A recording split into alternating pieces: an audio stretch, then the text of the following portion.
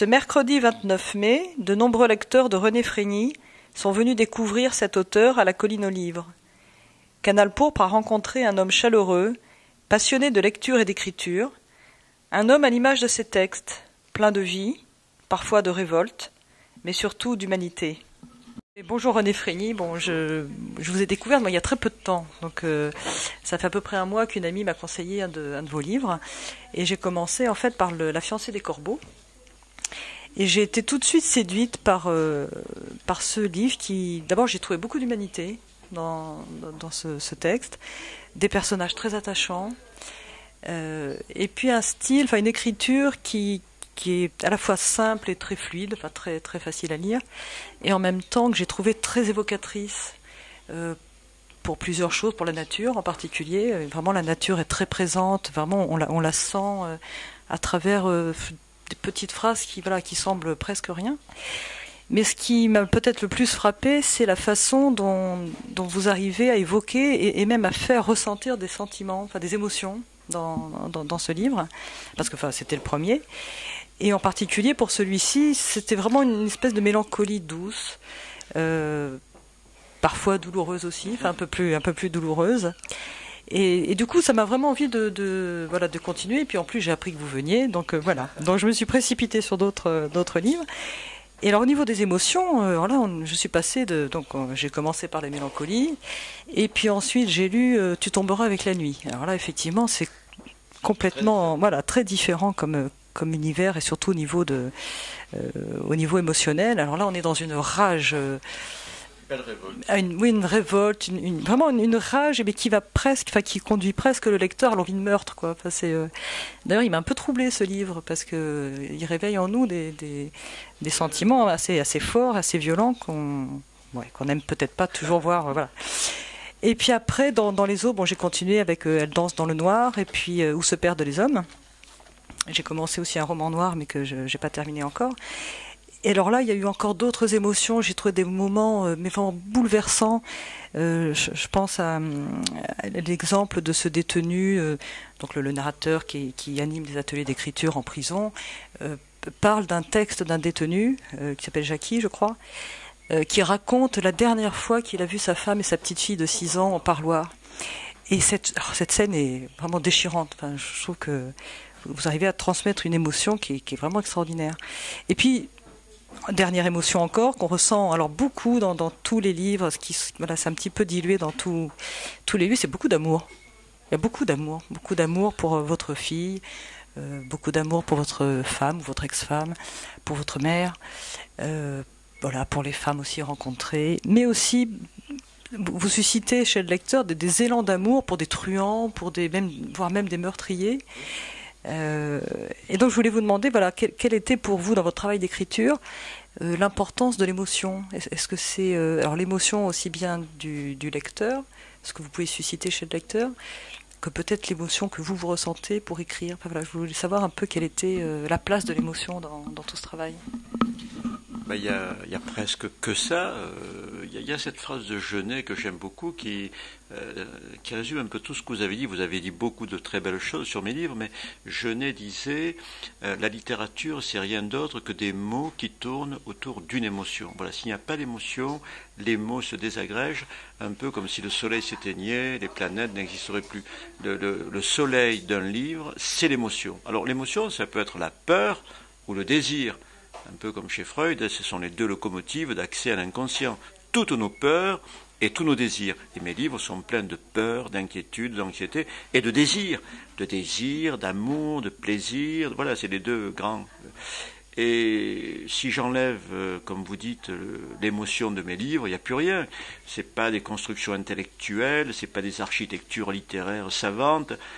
C'est une succession d'émotions, parce que moi je vis comme ça. Depuis que je suis enfant, j'ai raté toute ma scolarité, j'ai grandi toujours un peu dans la marge, mais j'ai grandi dans l'amour, parce que j'avais une mère adorable, et elle m'a construit dans l'amour. Donc ce que je cherche avant tout, c'est des moments d'amour, des moments d'amitié, et quand je souffre, c'est quand l'amour est difficile, ou quand l'amour s'effiloche, mais voilà, l'amour, c'est comme l'émotion, c'est au centre de ma vie. parce que ma mère a été le personnage central de ma vie, elle m'a tout apporté, le rire, le bonheur, la joie, la lumière, et je cherche dans toutes les femmes un peu de ma mère, un peu de cet amour qu'elle m'a apporté, voilà. Tu sais que l'amour est souvent lié aussi à la souffrance. Enfin, Oui, c'est, la phrase de Camus, c'est une malchance de ne pas être aimé, c'est un grand malheur que de ne pas aimer. Et c'est là qu'on souffre. Quand on n'arrive pas à aimer, quand on est mal aimé, quand on est abandonné, et surtout quand on n'arrive pas à aimer. Donc c'est une grande souffrance de ne pas aimer. Le reste, voilà... tout tourne autour de l'amour, et la solitude, c'est justement ce qui s'oppose à l'amour. Et dans mes livres, je crois qu'il y a une grande inquiétude à être seul, à être abandonné, à ne plus être aimé, ne plus aimer. Voilà, c'est les deux pôles, la solitude et puis l'éblouissement de l'amour. Alors dans ces livres un petit peu, c'est vrai qu'ils sont un peu difficiles à définir, puisque ça peut aller de quelque chose qui ressemble vraiment à un journal autobiographique, voilà, La fiancée des corbeaux. Et puis les autres, on a l'impression d'osciller toujours entre de l'autobiographie, en tout cas il y a des thèmes récurrents, puis qui sont proches de choses que vous avez vécues certainement, mais on plonge, ça bascule facilement aussi dans la fiction, il y a un petit mélange des deux, donc voilà, je ne sais pas si pour vous c'est important de définir le genre d'un livre, parce que vous faites aussi des romans noirs, vraiment, alors plus fiction, mais où il y a quand même aussi des aspects de vérité, Mais Gallimard ne savait pas trop comment mettre mes livres, les classer en polar. Alors, ils en ont mis un finalement en folio policier. Il y en a d'autres qui méritaient d'être aussi en polar. Mais alors on dit du roman noir, mais en même temps il y a beaucoup d'autobiographies que je glisse. C'est plus facile de parler de soi quand on invente un personnage parce qu'il n'y a pas de censure. Moi longtemps j'ai pensé que ma mère me regardait écrire et que j'avais peur de la choquer. En disant non, là quand même le crime est trop atroce ou la scène érotique est trop érotique. Alors je me censurais parce que je me dis je veux pas choquer maman. Et alors on invente des personnages et on leur prête des fantasmes qu'on a, parce que si on dit je, c'est trop violent. Et finalement on est plus honnête quand on invente un personnage que lorsqu'on fait de l'autobiographie en racontant sa vie, parce que là on se censure en permanence. Et alors c'est pour ça que c'est un peu hors catalogue, on ne peut pas mettre mes livres en polar ou en roman noir ou en autobiographie, parce que je suis un peu le tronc de l'arbre, c'est moi qui donne la vie à tous ces personnages, et tous ces personnages sont des extensions de moi-même, de mon esprit, parfois un peu corrompu, parfois un peu délirant, parfois au contraire très sincère. Je suis le tronc de l'arbre, et toutes les feuilles, c'est tous ces personnages que j'invente, mais qui sont issus du tronc. D'ailleurs, ils sortent tous de moi, que ce soit des animaux, des arbres, des femmes, des nuages, c'est tout ce que je possède en moi. Voilà, c'est comme ça que j'écris. Il m'est arrivé de me mettre à quatre pattes dans ma chambre et d'aboyer parce que je voulais savoir comment réagissait un chien à telle ou telle situation. Mais ce chien sortait de moi. Et voilà. C'est vrai qu'on sent que tout est très incarné, et la nature aussi. Oui, quand vous dites que vous êtes dans tout, on le sent dans votre écriture. Oui, j'aime le panthéisme de Giono parce que je suis dans tout. Et comme j'ai grandi plutôt à l'extérieur des écoles, je raconterai tout à l'heure pourquoi, j'ai grandi vraiment dans les rues de Marseille ou dans les collines. J'adorais être dehors parce que dehors je voyais tout. J'avais très mauvaise vue en classe, je voyais rien. Donc j'étais dehors et j'adore décrire les rues, les toitures, la lumière, les paysages, les collines, les chemins, parce que là j'étais libre et je voyais tout, et en classe je ne voyais rien. Donc j'ai pris en horreur dans un premier temps les livres et tout ce qui pouvait être théorique, notamment la grammaire, et j'adorais les grands espaces, les paysages, et c'est comme ça que j'ai abordé la littérature. J'aime Jim Harrison, j'aime Jean Giono, j'aime les écrivains qui trempent leurs plumes dans le paysage, les écrivains extérieurs. Parce que je suis chez moi. Dehors, je suis chez moi. Dedans, j'ai peur qu'on m'interroge. Puisque vous parlez d'écriture, c'est vrai que c'est un thème qui est vraiment récurrent dans tous les livres que j'ai lus. Alors l'écriture, soit parce que le narrateur écrit, a besoin d'écrire à certains moments de sa vie, soit parce que c'est un écrivain raté dans certains des romans. L'écriture est aussi importante en prison, puisque donc le narrateur anime le narrateur ou vous, on verra ça, anime des ateliers d'écriture. Donc vous parlez aussi beaucoup de l'importance de l'écriture pour les détenus. Donc je voulais savoir un petit peu que représentait dans votre vie l'écriture. Qu'est-ce que ça représente? Est-ce que c'est une nécessité? Est-ce que c'est un accompagnement? Est-ce que c'est une façon de rendre la vie plus, je sais pas, plus riche? Ben, c'est là que je ressens les plus violentes émotions quand j'ouvre mon cahier le matin. Chez moi, je n'ai pas d'ordinateur, je ne sais pas taper à la machine, je ne sais pas ce que c'est qu'un clavier, mais dès que je touche mon stylo le matin, je me sens bien, j'ouvre mon cahier, je commence à écrire un peu n'importe quoi, c'est mes petits galops d'essai, voilà. Et après, je me mets à dessiner des personnages, des paysages, des arbres, des maisons, à dessiner, mais avec des mots. Et le bruit des mots, ce que j'entends dans ma tête, ben ça me rassure, je suis bien. Et là, je commence à ressentir des émotions que je n'ai pas quand j'écoute de la musique, par exemple, quand je vais dans un musée. J'aime bien écouter de la musique, mais les émotions les plus violentes, les plus profondes, les plus vraies que j'ai ressenties, c'est en lisant et en écrivant. Ça passe par les mots. Et donc, c'est pour ça que je me mets tous les matins devant mon bureau pour ressentir ces émotions comme une manière de vivre deux fois. Une première fois dans la rue, quand on vit une histoire d'amour, on la vit dans un bistrot, dans la rue, on la vit dans un lit, on la vit dans la réalité. Et après, on la revit en écrivant. Et en écrivant, j'ai l'impression de vivre une seconde fois. J'aurais vécu deux fois ma vie grâce à l'écriture. Et quand je n'ai que l'écho de la vie, et j'ai l'impression que je vais fouiller des zones de moi-même très profondes, très lointaines, que je ne fouille pas dans la vie. Quand je vis dans la réalité, même quand je vis une histoire d'amour, j'ai l'impression que lorsque je l'écris, je vais plus loin, je comprends mieux ce qui m'est arrivé. Vous allez même jusqu'à dire, enfin j'avais noté une petite phrase qui m'avait un peu intriguée, vous dites, je ne sais plus dans quel livre, j'ai de moins en moins de chagrin réel, de réelle joie, mes émotions vraies sont dans ces livres. Alors là, c'est quand vous parlez, oui, je me souviens, c'est quand vous parlez de livres qui vous accompagnent depuis beaucoup d'années. Oui, j'avais découvert la littérature dans une prison militaire où je purgeais une peine de 6 mois de prison pour désertion. Et là, dans les autres cellules, les détenus tapaient contre les portes, insultaient les gardiens, se battaient. Et moi, j'ouvrais un livre le matin et je m'évadais. Je passais à travers les barreaux et je voyageais. L'écrivain m'amenait sur les glaces, en Afrique, dans une capitale, n'importe où en Europe, dans les bras d'une femme, avec l'odeur d'un figuier, peu importe. Mais tous les matins, je sortais de ma cellule et tant que le livre était ouvert, tant que mes yeux étaient accrochés à l'histoire, j'étais dehors, je n'étais plus en prison. Et là, j'ai compris que la littérature, ça pouvait parfois remplacer la vie. Et j'ai continué à m'évader, même à l'extérieur de la prison, j'ai continué à m'évader en lisant. C'est une forme d'hallucination, mais qui me plaît. J'ouvre un livre le matin ou j'ouvre mon cahier et je pars en balade. Donc ça ne remplace jamais complètement la réalité, mais c'est une extension de la réalité qui me procure des émotions que je n'ai pas ailleurs. C'est vrai que on a parlé d'écriture, mais la lecture est aussi assez présente dans vos livres. Vous parlez souvent d'auteurs qui vous ont marqué ou qui vous accompagnent. Vous parliez de Giono tout à l'heure, par exemple. Vous citez aussi Crime et Châtiment, par exemple, de Dostoïevski.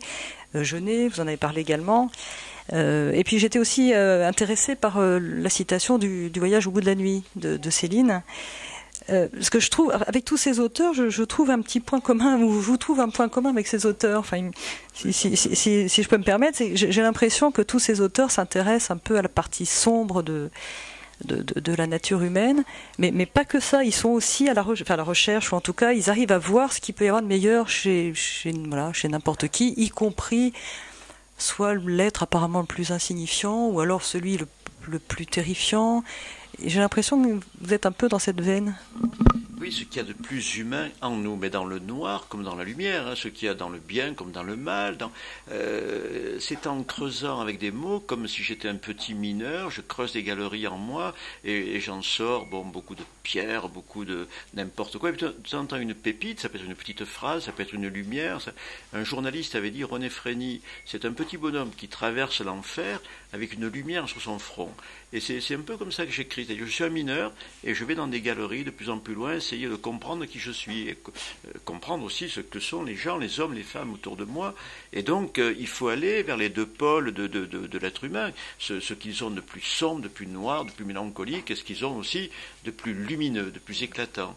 Et on trouve ça parfois dans la passion, quand je décris, quand je raconte une passion, des passions que j'ai vécues ou des passions que j'invente, mais dans la passion, il y a les deux, il y a cette ascension vertigineuse vers la lumière, on rencontre quelqu'un et brusquement on se trouve beau, on a 20 ans, on se trouve intelligent, on est lumineux, on est capable de faire n'importe quoi et d'être intelligent. Et puis après, le doute s'installe, on est au sommet de la pyramide, et puis la chute est vertigineuse, vers la souffrance, vers la noirceur, vers la nuit.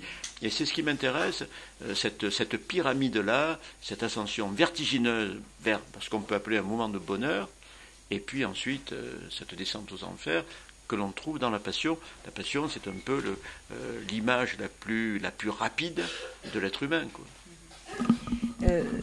J'ai en tête un souvenir, enfin un passage qui m'avait beaucoup marqué dans le voyage au bout de la nuit, justement, c'est quand c'est l'épisode où il est en Afrique, et c'est l'histoire d'Alcide. Alors, je ne sais pas si vous vous souvenez, c'est voilà, et Bardamu à un moment découvre que ce type qui est vraiment apparemment très ordinaire, enfin insignifiant, enfin pour nourrir sa nièce. Voilà, et il se rend compte qu'il sacrifie complètement sa vie pour voilà, pour sa petite, qui est une petite fille. Il est raciste, il frappe les noirs.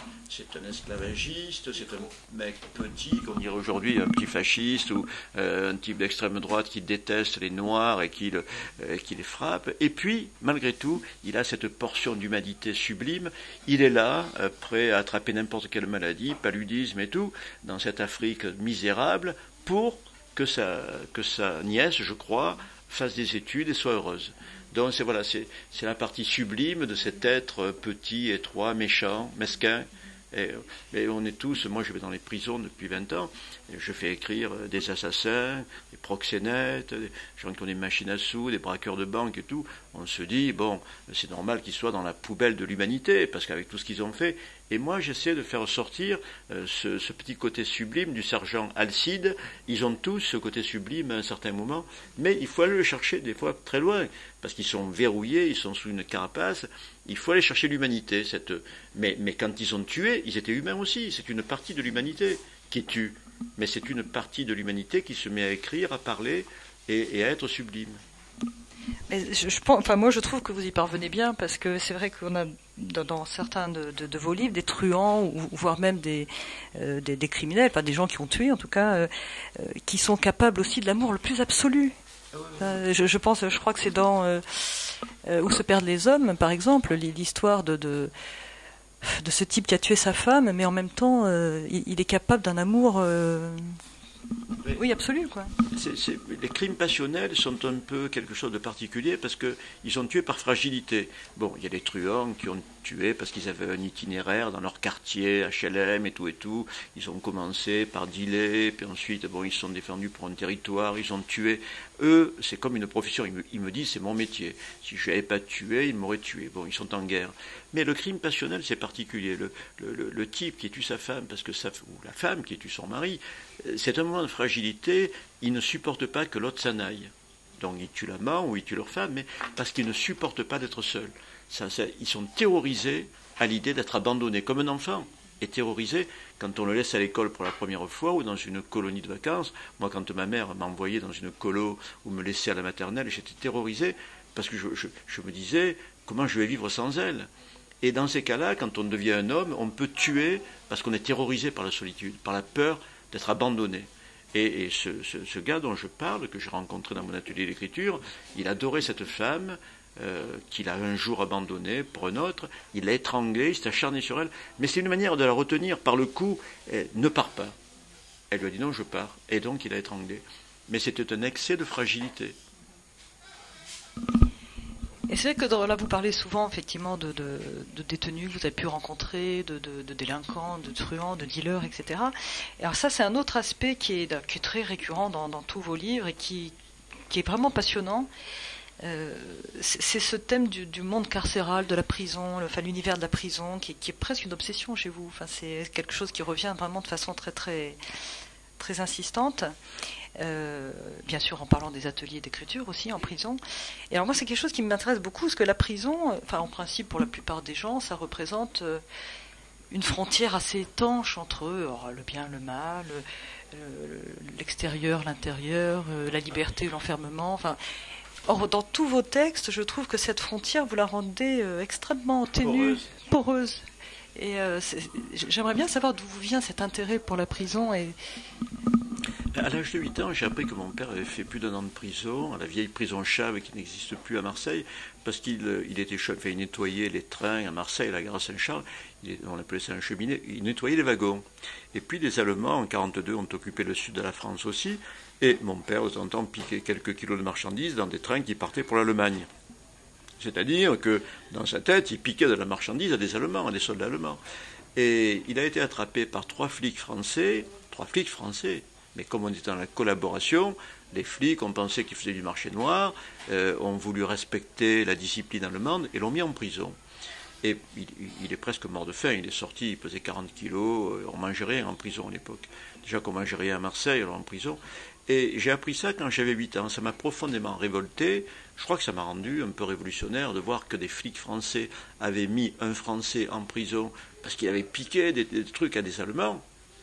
Je n'ai plus cru à la justice, et donc je me suis dit, derrière les murs des prisons, il y a peut-être aussi des gens normaux, des gens bien, dont déjà ça a un peu détruit pour moi l'image du bien et du mal, et l'image de la justice. Hein. Et puis ma mère s'est mise à me lire à cette époque-là le Comte de Monte Cristo d'Alexandre Dumas. Et je me suis rendu compte que ces 2 prisonniers, l'abbé Faria et le comte, Edmond Dantès, qui va devenir le comte de Monte Cristo, étaient des gens bien. C'est-à-dire qu'ils se rencontrent dans les souterrains pour s'évader comme ça sous la prison, et l'abbé Faria lui apporte un trésor, bien sûr, mais surtout la culture. Le vrai trésor, c'est la culture. Et j'étais passionné d'écouter ma mère, déjà la langue de Dumas, mais la voix de ma mère, les mots d'une maman qui vous raconte cette histoire d'injustice. On a jeté ces 2 hommes, c'est de l'injustice. Edmond Dantès ne méritait pas d'être en prison. C'est par jalousie qu'on l'a... Et il y reste 14 ans. Il s'évade et il se venge. Et j'espérais qu'il se venge jusqu'au bout, qu'il les tue tous, quand j'étais enfant. J'espère qu'il va tous les tuer. Et j'étais du côté de Monte Cristo que je voyais dans les rues, alors que ce personnage n'a jamais existé. Mais comme je voyais au loin le château d'If, dans la mer, je me disais, si je vois le château d'If, c'est que Monte Cristo existe. Et je le cherchais dans les rues. Et je l'identifiais à mon père, qui avait fait de la prison injustement. Donc voilà, mon père était un peu comme le comte de Monte Cristo, et je me suis dit, derrière les murs des prisons, il n'y a pas que des coupables, il y a aussi des innocents, mais même les coupables sont peut-être un peu innocents. Ils ne sont pas entièrement responsables de leurs actes. Et plus tard, je crois que je me suis débrouillé de faire 6 mois de prison, parce que je voulais aller savoir ce que mon père avait vécu. On va toujours un peu essayer de comprendre ce que nos parents ont vécu, pourquoi ils ont vécu ça. Donc je me suis débrouillé de faire 6 mois de prison militaire, en arrivant 2 mois en retard à l'armée, pour comprendre ce que c'est que d'être derrière une porte qui ne s'ouvre pas. Est-ce que c'est ça aussi qui vous a amené, j'imagine, plus tard à animer ce qu'on appelle des ateliers d'écriture en prison? Ça, vous avez commencé à quel moment là? J'ai écrit Les Chemins Noirs en 87, mon premier roman qui a été publié chez De Noël, et là je racontais mes 6 mois de prison. C'est un roman qui est assez autobiographique, je parle à la première personne du singulier, je dis je, et je raconte mes 6 mois de prison. Et 2 ans après, en 90, le ministère de la Culture m'a téléphoné en disant, voilà, nous venons de lire Les Chemins Noirs, vous parlez de la prison comme si vous la connaissiez, est-ce que vous accepteriez d'aller dans les prisons communiquer cette passion d'écrire? Voilà, on cherche des écrivains qui ne soient pas de grands universitaires trop théoriques, mais des gens qui pratiquent, qui se coltinent avec les mots, qui se battent avec les mots, et vous avez connu la porte fermée. Donc j'ai commencé dans la vieille prison d'Avignon, et j'y vais depuis 20 ans. Et ça, l'accueil, ça s'est passé tout de suite bien? Tout de suite. Il y a une compréhension qui s'est tout de suite installée, pas une complicité, mais une sensibilité. C'est-à-dire une sensibilité commune. Je leur ai dit que j'avais fait 6 mois de prison. Ils se sont dit, donc, c'est un peu un frère de détention. Et puis ils ont vu que je m'exprimais comme eux, simplement. On a parlé pendant 3 heures de football, de femmes, de choses simples qu'ils avaient envie d'évoquer. Moi, je suis Marseillais, donc on a parlé de l'Olympique de Marseille, l'équipe célèbre de football. Puis après, on a parlé des femmes. On dit, tu arrives de dehors, comment elles sont? Il y avait plusieurs années qu'ils étaient là, donc ils voulaient savoir si les femmes avaient changé d'aspect, la longueur des robes, tout ça. Et puis, on a parlé d'érotisme. Et puis, ils ont vu que j'étais un type normal, qui parlait comme eux. qui parlaient et qui avaient les mêmes sujets de préoccupation. On n'a pas abordé de sujets théoriques, on n'a pas parlé tout de suite de littérature, on n'a pas parlé de grammaire, on n'a pas parlé... Voilà. Et je leur ai dit, pour moi, la littérature, c'est ça, c'est le football, c'est la nature, c'est les femmes, c'est l'amour, c'est l'érotisme, c'est... comme vous, quoi. Moi, je ne mets que ça dans mes livres. Je trempe ma plume dans la vie, c'est ce qui m'intéresse. Transformer la vie en autre chose, mais rester au contact avec la vie. Et après, comment, enfin, peut-être plus de façon plus précise, comment vous arrivez à les amener à écrire eux-mêmes, à prendre la plume eux-mêmes. Enfin, ça commence par la confiance. Le mot confiance, c'est-à-dire qu'il ne faut pas les assommer justement de théorie, il faut commencer par boire un café dans cette prison où je suis allé pendant presque 20 ans, les Baumettes.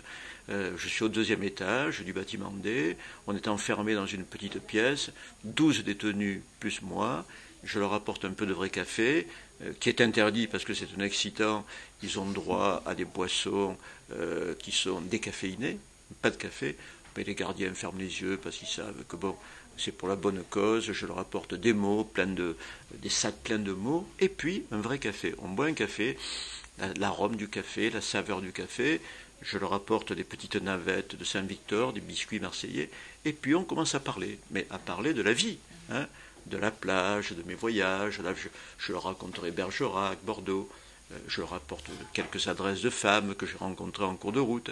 Donc ils viennent pour puiser un peu de vie, pour s'évader avec moi. Donc on franchit les barreaux et pendant 3 heures ils sont ailleurs. Ils savent qu'avec les mots, c'est de l'évasion. Donc ça se passe toujours très bien, parce que je ne les note pas, je leur dis vous pouvez faire des fautes d'orthographe. Moi ce qui m'intéresse, c'est que vous soyez sincères. Ça ne veut pas dire de raconter la vérité, moi je ne suis ni juge ni procureur. Votre vie, c'est votre vie intime qui m'intéresse, que vous êtes profondément, votre enfance, mais ce n'est pas vos crimes. Si vous avez tué, ça ne me regarde pas, sauf si vous avez envie d'en parler. Mais vous pouvez en parler de manière sublimée. Vous pouvez écrire des polars si vous avez envie de parler de vos crimes. Mais moi, je ne veux pas savoir si vous êtes coupable ou innocent. Ça ne m'intéresse pas. Vous êtes tous des êtres humains et nous allons discuter de tout. Et nous allons écrire sur tout. Et avant tout, sur vous-même. Mais vous allez aller chercher votre vérité profondément. Si vous avez envie de parler de vos crimes, vous allez en parler en allant chercher les mots justes qui vous ont amené là. Que vous ne racontez pas vos crimes, c'est normal. Mais pourquoi vous en êtes arrivé là? Il y a bien un chemin que vous allez raconter. Voilà. D'accord. Et c'est vraiment, enfin moi, c'est ce cheminement vers la prison, cette longue expérience. C'est vrai que vous parlez de 20 ans, c'est vraiment quelque chose qui m'intéresse beaucoup. Et je me demande aussi comment c'est rattaché à votre enfance, parce que vous parlez aussi beaucoup d'une enfance comme si vous avez grandi avec ces types que vous retrouvez en prison finalement. Enfin, vous avez grandi dans les mêmes quartiers, dans les mêmes... Oui, moi j'ai grandi dans le cœur de Marseille, mais on jetait nos cartables derrière un comptoir dans un bistrot qui existe encore, les Danaïdes, en haut de la Canebière, parce qu'on connaissait le barman, donc on planquait nos cartables le matin et on allait traîner toute la journée. On rentrait à l'œil dans un cinéma parce qu'il faisait très froid dans la rue, on adorait le cinéma, c'était notre culture, et puis on était chauffé au moins. Donc on allait piquer un sandwich ou un truc, un morceau de fromage dans une grande surface qui était sur la Canebière, base, qui n'existe plus. Voilà, on vivait un peu, on faisait les 400 coups. On piquait une tablette de chocolat, un morceau de fromage, on mangeait, on était un peu comme des chats sauvages, hein, et on traînait toute la journée. Puis dès qu'il faisait beau, on allait se baigner au Catalan, sur les plages de la Corniche. Donc on vivait très librement, mais comme des petits sauvages. Hein. Alors ma mère avait acheté un martinet parce qu'elle savait que je n'allais pas, elle me poursuivait tous les soirs avec le martinet. Bon, elle ne me faisait pas assez mal pour que j'aille à l'école le lendemain. Je me suis arrêté en 3e au BEPC, j'ai raté toutes mes études. Et j'ai commencé à lire dans cette prison. Mes études, je les ai faites tout seul pendant 6 mois, et puis après j'ai continué. Il y a 40 ans que je lis tous les jours quand même. Hein. On ne devient pas écrivain un beau matin en ouvrant un cahier ou un ordinateur. C'est une vie d'écriture et de lecture. Et pour terminer, je n'ai pas du tout parlé de votre dernier livre. Vous pouvez peut-être nous en dire un petit mot. Est-ce que c'est encore dans la veine autobiographique ou d'après ce que j'ai... Alors je ne l'ai pas lu, mais j'ai lu un petit peu le résumé. C'est plus un roman assez sombre, non? Mais c'est aussi autobiographique, mais j'en ai fait un roman. Pendant des années, j'ai envoyé des manuscrits. Entre 80, où j'ai commencé à écrire un peu sérieusement des romans, et 87, où j'ai reçu un contrat de Noël, et j'ai écrit presque tous les jours. J'ai écrit 4 romans que j'ai envoyés à Paris et qui ont tous été refusés par Gallimard, par Grasset, par tout le monde, Le Seuil, Albin Michel, tout le monde.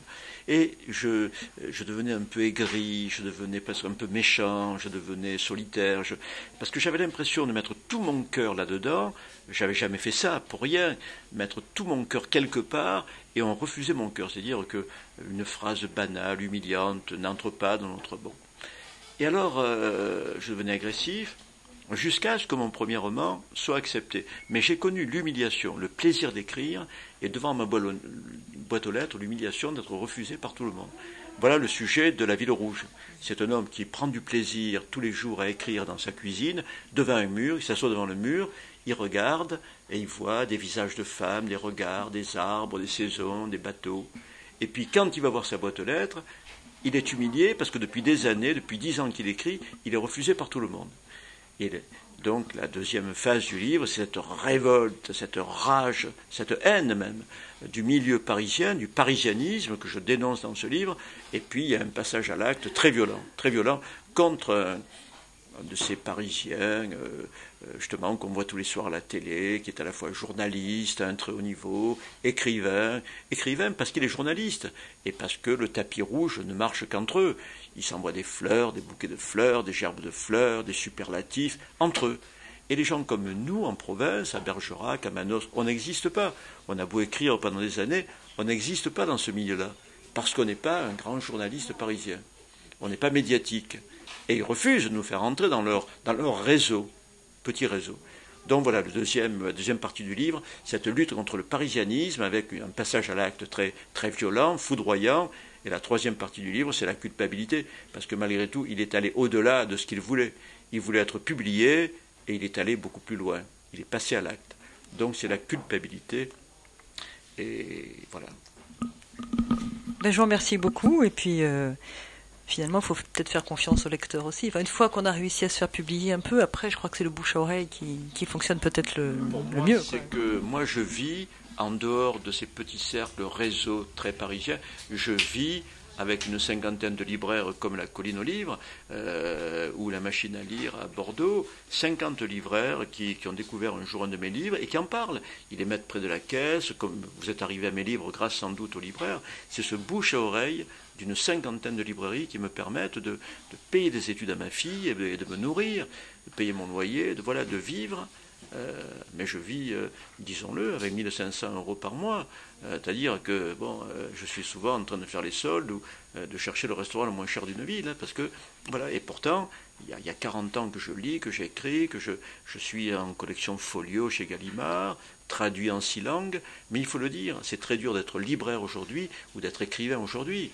Parce qu'on vit très mal. D'un point de vue alimentaire, moi je suis très heureux, très libre, je suis avec vous aujourd'hui, je serai demain ailleurs, toujours reçu comme un prince, on est reçu comme un prince quand on est écrivain.